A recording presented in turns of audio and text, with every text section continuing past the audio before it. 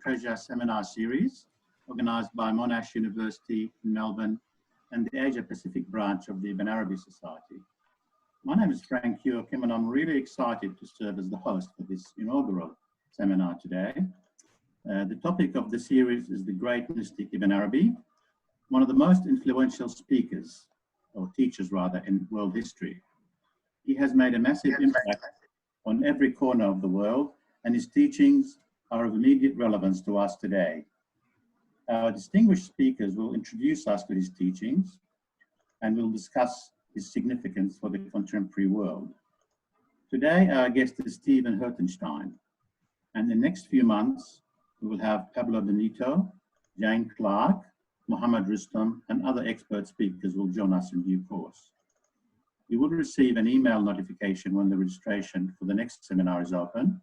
It will be delivered by Professor Pablo Benito on the 3rd of October, again at 7 p.m. in Melbourne time. Our online seminars will regularly meet on the first Saturday of every month.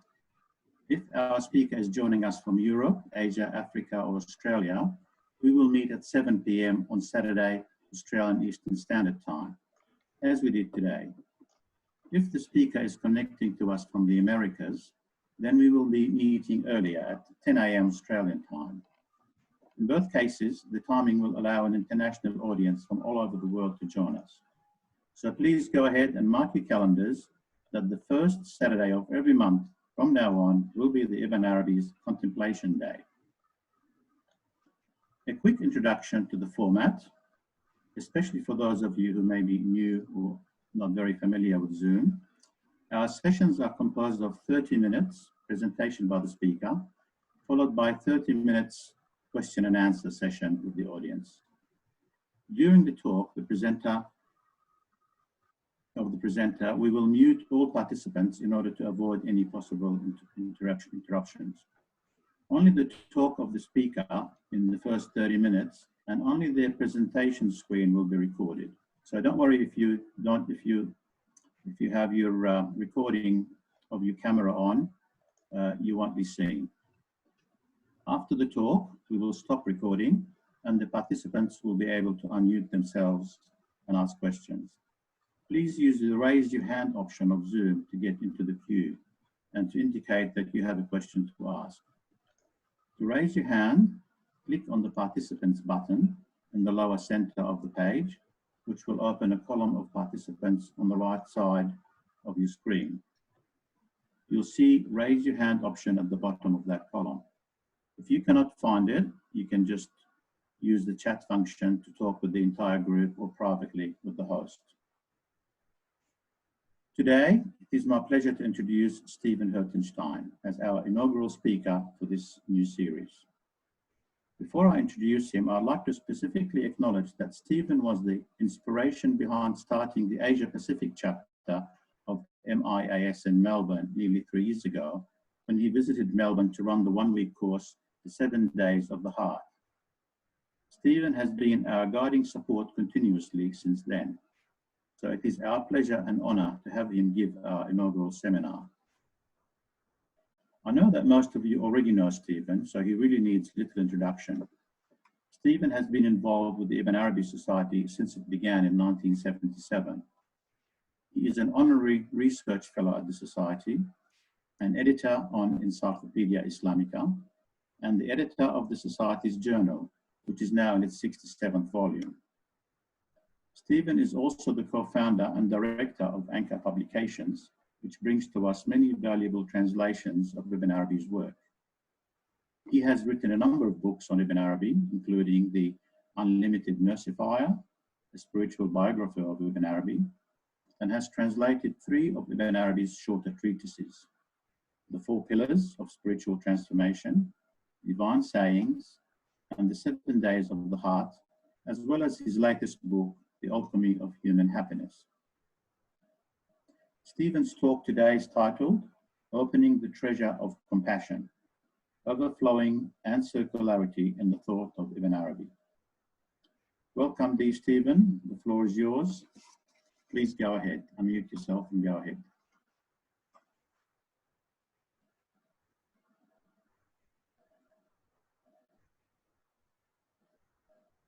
Thank you very much, Frank, for your very generous invitation and comments. And many, many thanks, first of all, to Aido and Karas and all the organizers of this.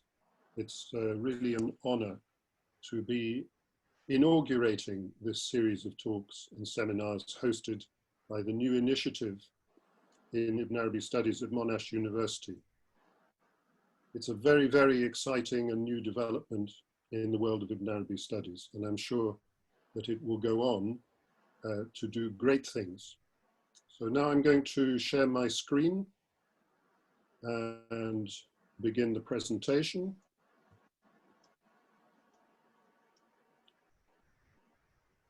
Which I hope is all visible to you. Yes. The topic of opening the treasure of compassion, overflowing in circularity, is so huge that one could go on for hours and hours. But since I only have a few minutes, I wanted to try and sketch and touch on some features and principles. I'm not going to speak about Ibn Arabi's life or his times. I'm not going to give a historical overview of his main ideas. In fact, I want to speak less about Ibn Arabi and more focus on a very specific aspect of his metaphysics that we don't talk about very often, but which is highly relevant to human beings today. So let's start, if I can get this machine to do its thing, with the idea of opening. We can talk of opening in terms of three kinds. First of all, a natural or mundane opening, something very familiar to all of us. The opening of flowers, and we're all involved in the opening of many things on a daily basis, from the computer to books, to doors, to the more, let's say, abstract things like new developments, new jobs, new initiatives, new perspectives, and so on. But the second kind of opening is really something rather different. We might call it spiritual opening or inner opening. And it means entering an entirely different realm, and it actually changes the ground on which we stand radically. This is normally experienced by human beings. Probably everybody feels it in some way, but especially when they fall in love. But when we talk about spiritual opening, there is a kind of problem that we face, because this kind of opening, for example, falling in love, often people then return out of the state of opening back to themselves and then have problems how to negotiate the relationship, something familiar to everyone. This kind of opening really is an opening from the world of the unseen. And in it, we are made aware of something very, very important, which is the fact that this moment is radically new. It has never appeared before. And that what is happening in Ibn Arabi terms would be described as revelation or self-disclosure, tajalli, from the unseen. And this goes back to one of the key phrases in the Quran, which you have on the screen. With him are the keys of the unseen. The key here is that which opens, the keys of the unseen, which no one knows but he.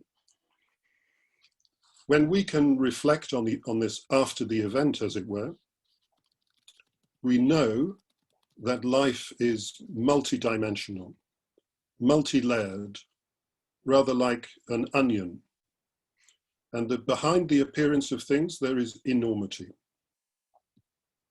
But in the experience itself, there is only witnessing. The effect on the recipient can be exhilarating, expanding, frightening, revivifying, always memorable. And I want to emphasize this is not at all the same as belief or faith in the unseen. when we know that there is, as it were, something behind the door. Opening means actually seeing what is behind the door and entering the darkness, as it were, without any ability to know what is coming. In the technical language of Sufism and of Ibn Arabi, opening, in Arabic fath, is not the same as unveiling, kashf. Kashf is like being in a room and suddenly the light goes on and then it goes off again. And you see what is in the room. Opening denotes walking into a new room, a completely new arena to be discovered. It is, in Ibn Arabi's terms, a new coming into being.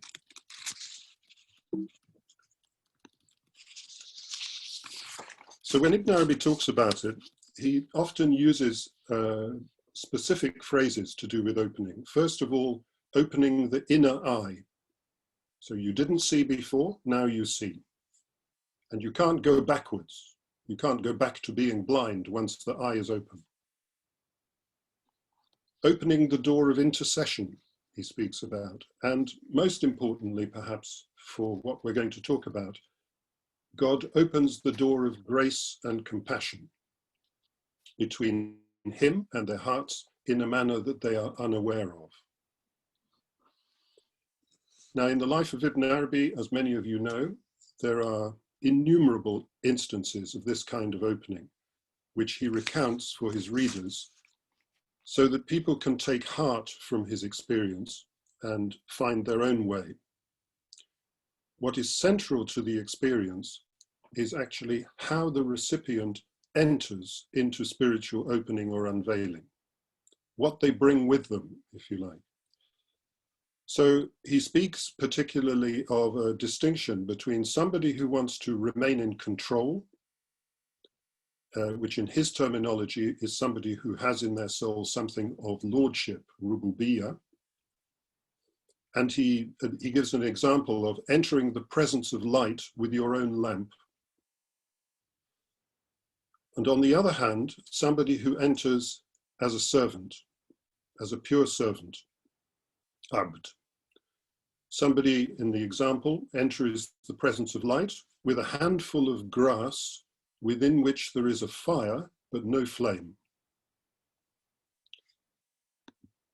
So he tells an anecdote about one of his companions, which I just want to read with you. When he was snatched out of himself, he would return to himself rapidly, disturbed, trembling. Whenever I took him to task and reproached him about it, he would reply, "I'm scared and afraid of losing myself." And he uses the word ein, I'll come back to it. Losing myself when I see him. If only the poor chap had known that when separated from matter, the soul returns to its original home. That is, to his real ein, his real I entity. Everything returns to its root. So we can notice here that there's a very interesting interplay between, which I've had to translate differently. He's using the same word, ein, which can mean self, it can mean one's reality, it can mean your essence, it can mean your entity, it even has ideas of your I in it, so it's a seeing organ. So in the first case, the identification is with this I that I know, which I'm going to lose when I see him.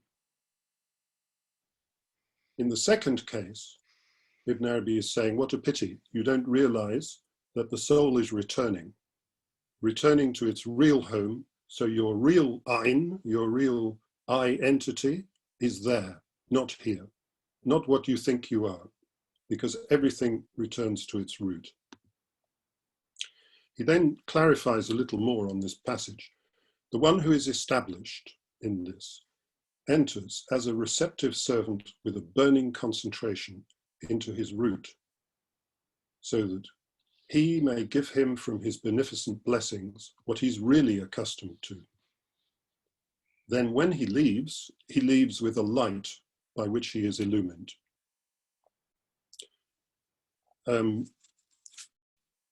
Rumi puts this very succinctly, this terms of this going into the presence. He says, there's no room in the house for two eyes. So you can see there's a kind of circularity here, which is to do with the fact that we are already established in our reality, if only we knew it. And if we do enter the presence in this manner, then we leave with a light. This has all sorts of implications for questions of effort on the spiritual path and questions of grace.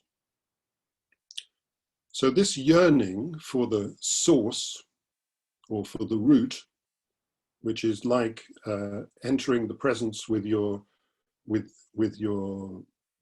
bundle of grass in which there is a flame, is because of the nature of existence. As he says, since the universe is ball-shaped, in his ending, the human being longs for his beginning. Do you not see when you begin to make a circle, from the moment you start, you continue to go round until you come back to the place where you began? Only then does it become a circle. In other words, only then do you realize it's a circle. It's always been a circle. But then he makes a very important point. If the order, the creative order, were not like that, then we, coming out from him, from the source, in a straight line, would be unable to return to him. And his words, to him you will return, would not be true. And he is the truthful one. So this circularity is also tied up with our notions of self and how we actually envisage it.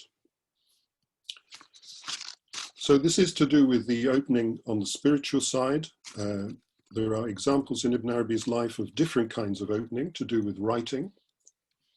This is the opening page of his masterwork, Al-Futuhat al-Makkiyah, it's usually known as, but the original title was Al-Fath al-Makki, singular, the Meccan opening.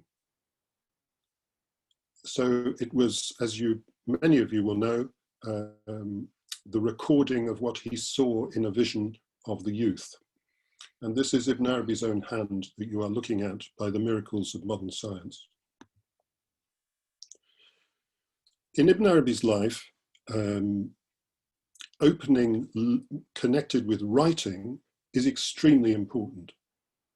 So he speaks, for example, of a vision of light, which turns out to be the opening up of his poetic expression. And he always refers to it as Fath Rabbani, lordly opening, the opening of the Lord. So he qualifies it this way because he's pointing out that from our side, from the human side, you go in as a servant. You go in with nothing. And he emphasizes this point in terms of the way he writes. Our writings, whether this book or others, do not follow the course of ordinary compositions, nor do we write in the way that ordinary writers do. Every other writer acts according to the dictates of their own choice and free will, or according to the knowledge which is specifically being promulgated. He puts in what he wants, he leaves out what he wants.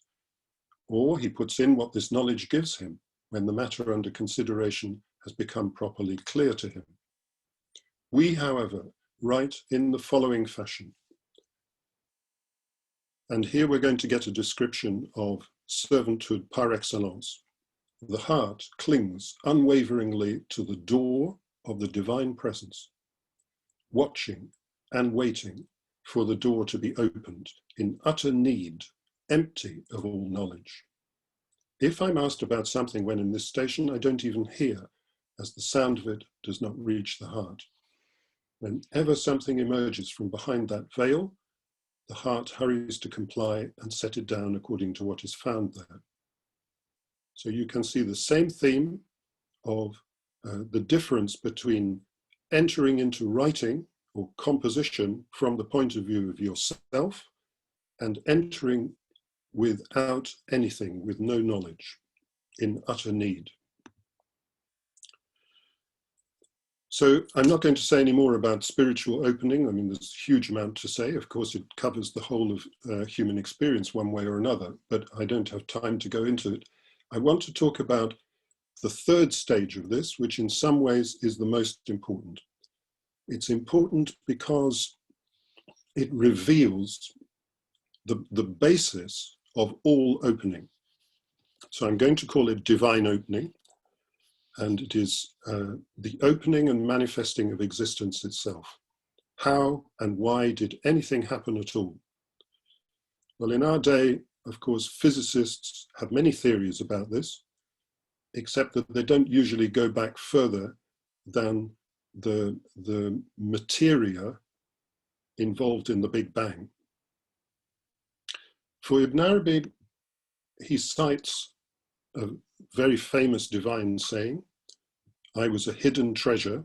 However, when he cites it, this is the version he always prefers, unvaryingly. So we have to ask ourselves, why does he prefer this one to the much more well-known, "I was a hidden treasure," which most people would be able to quote? I was an unknown treasure, and I loved to be known. So I created the created beings, and I made myself known to them, and they recognized me. The words used for knowing in this are all off the same root, arafa, or marifa, which has connotations of knowing, recognizing, direct experience. And what's really important about this is, why does Ibn Arabi say a treasure that was not known? So we have the conception of the ultimate source as a treasure, something sealed, it contains precious things. The motive force is love in the creation, not simply love for his creation, but loving to be known. And I would emphasize very much the passive that is being used. I love to be known. So the divine opening is the opening up of this treasure through love for the sake of being known. But it's an opening completely different to what we've seen so far, because what we've seen so far has an unseen element. So when we are opening, we are being opened up, we walk through a door into a new room we haven't seen before, it's unseen to us. How can this possibly apply to absolute being, where nothing is unseen in any real sense? There's no relationship of hidden and manifest. So what is meant by this opening is not whether the treasure is hidden or manifest. That's not what matters. It is whether it is known or recognized. Whether the extraordinary blessings of being are appreciated by created beings. Of course, this actually has a mirror in our own human experience. Loving to be known and recognized is probably the primary motive force in everyone. In other cases, Ibn Arabi talks about this divine opening differently. So at the beginning of his Fusus, in the chapter on Adam, the real desired, wanted to see the realities of his most beautiful names. And here, the realities is the ayan, the essences, you could say, whose number cannot be counted. Or if you like, you may say he wanted to see his own reality, his own ayn. Come back to this topical word. In an all-inclusive created being that encompasses the whole order because it is qualified by existence, and in which he could manifest his mystery to himself. And then he talks about this difference between seeing in a mirror and seeing in yourself. So this is classic, but what has been brought in is two things. First of all, a distinction between the realities of his most beautiful names, his possible ways of expressing himself, which are multiple, and on the other hand, the singularity of his own reality. And if you can look at it both ways. Then we also have the all-inclusive created being, the Kaun Jamia in Arabic, which of course is identical to the reality of the human being, the truly human being. Other images for this opening that we're talking about. It can be described from the point of view of a wholeness which is split. So the heavens and the earth were closed up together, and we split them apart and we made every living thing of water. So this wholeness that is already united, which is the reference to being closed up together, is then separated or split apart.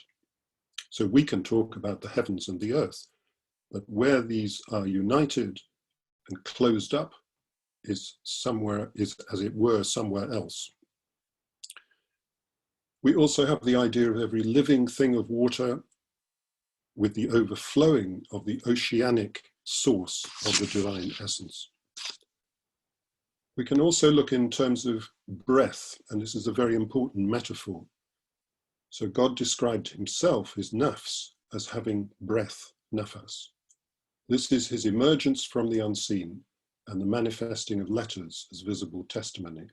Letters are containers for meanings, which are their spirits. So letters are the elements of words. So bear in mind that's when he's saying manifesting of letters, it's letters and words in two different levels. And then we have another aspect of this. God attributed to himself breath, and adding to it the name all-compassionate, the Rahman, so that we would know that compassionate mercy comprises and includes all things, and that all people and created beings end up in mercy. So the beginning of this splitting, or this breathing out, occurs in mercy, in compassionate mercy, and everything returns to mercy. One of his great themes.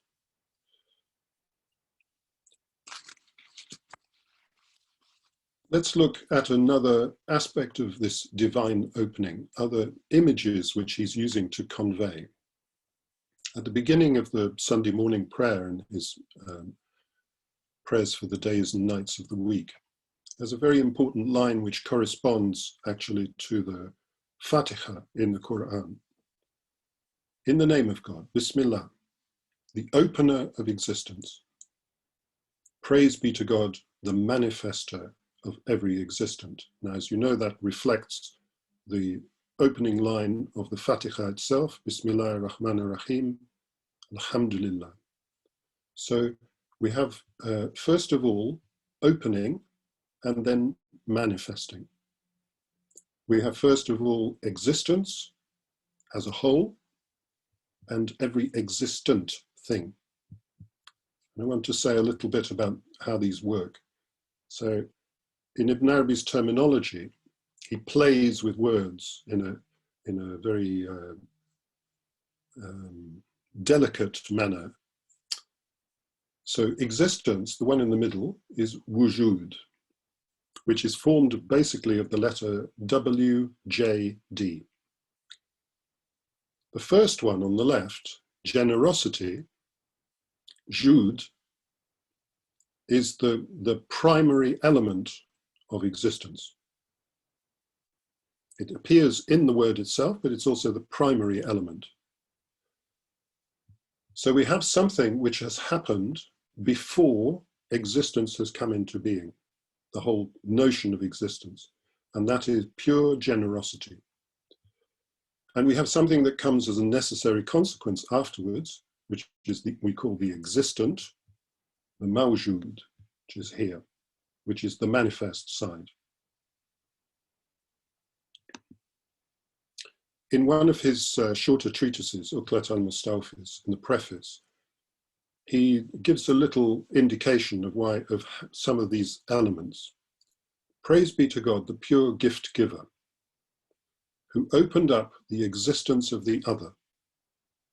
So this opening appears to produce an other, even though from the point of view of absolute being, there is no other.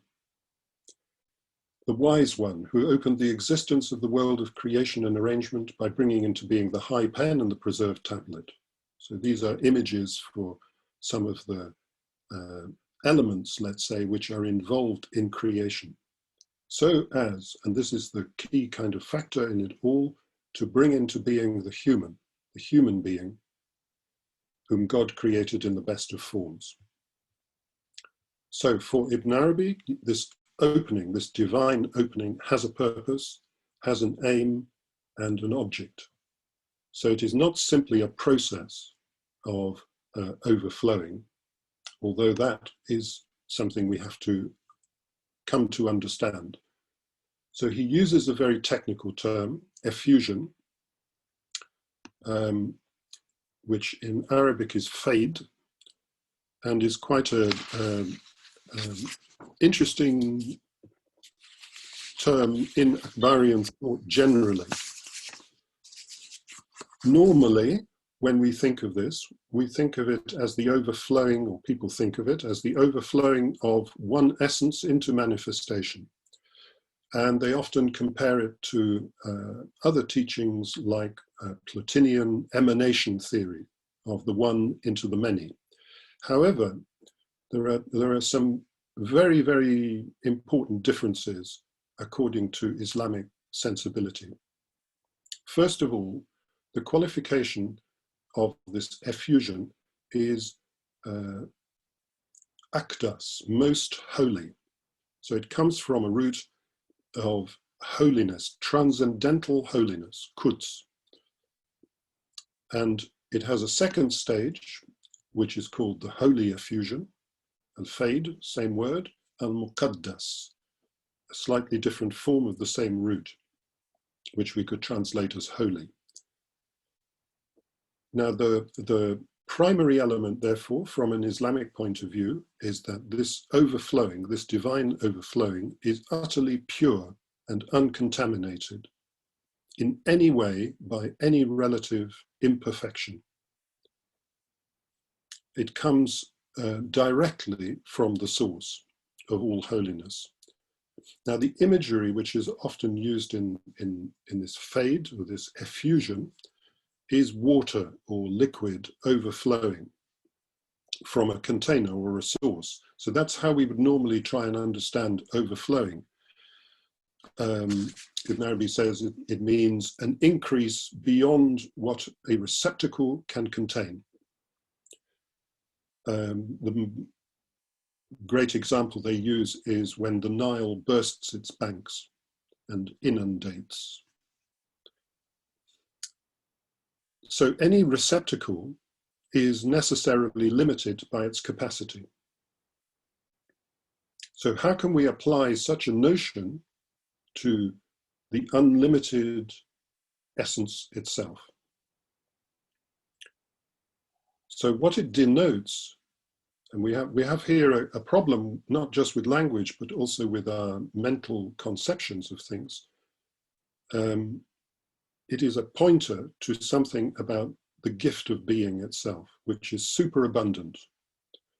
It is always flowing, overflowing, disclosing itself.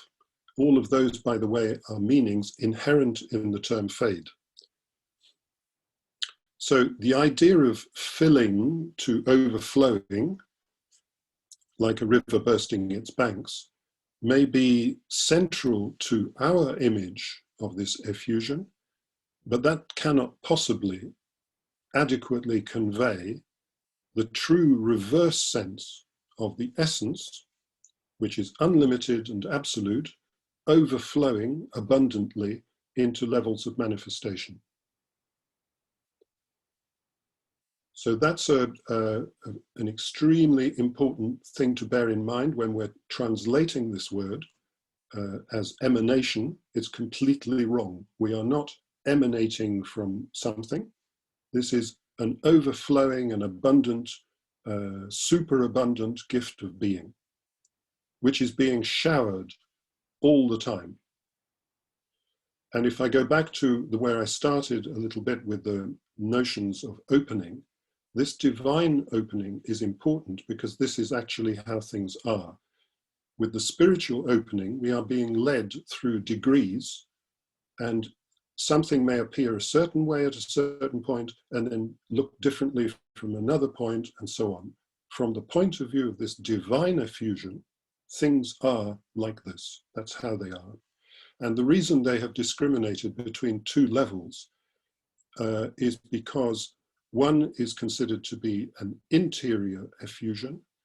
That's to say that this essence reveals itself in the mirror and looks at itself and sees itself. It also sees simultaneously all its possibilities of expression. And then all those possibilities of expression in a second stage require their effects in manifestation. So as an example, you might look in the mirror one day and you see yourself as the most generous being ever created. How wonderful. However, the second stage is going to be a required. How can you be generous if you've got no one to be generous to? So there must be places where you can manifest your generosity. So you can see there's conceptually two levels to this. In both cases, there is a very simple principle that this comes from the pure gift giving, what I'm calling superabundant gift of being. So the name, the divine name that's often used is Wahhab, the one who gives freely, giving simply for the sake of pleasure. It also has a meaning of giving without expecting anything in return. Well, how could this divine being expect anything in return, you might say? Well, maybe actually there is something that is required or asked or wished for. We've alluded to it already. So in a passage from another book, Kitab al-Abadila, which as yet remains untranslated, and we hope one day it will come into English and other languages, because it's a wonderful book. In one of the texts there, he's talking about a character. It's an interesting book because it has all these different characters who speak. And this character is the servant of the manifest who is speaking. So he says, the pure gifts of God cannot be enumerated.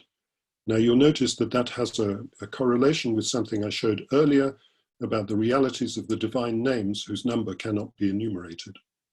Wherein the pure gifts of God in that sense are all the divine possible names and his possibilities of expression. But at this level, we're just looking at it as gift. There is nothing but pure gift, a giver and a given to. So gift by its nature requires there to be a giver and a receiver. And this character ends up by saying, God created things for us. And so they glorify him and ask forgiveness for us. And he created us for himself, so that we may serve and adore him. So we come back to this purpose, this reason, this creation of the human being, not in form, but in reality, as the mirror in which the divine can actually see himself. And our serving and adoring him is, in that sense, means it's identical to the knowing that's expressed in, I was an unknown treasure and I loved to be known. His being known is this service and adoration that the human being is capable of, because he can see, he, she is not a gender issue. This human being is capable of reflecting all the realities that have ever been expressed, talked about, and delineated in being. So I think that's where I'll stop. Thank you very much for listening. Thank you very much, Steve. That was very beautiful, deep and profound. A lot of concepts that requires a lot of depth to go into.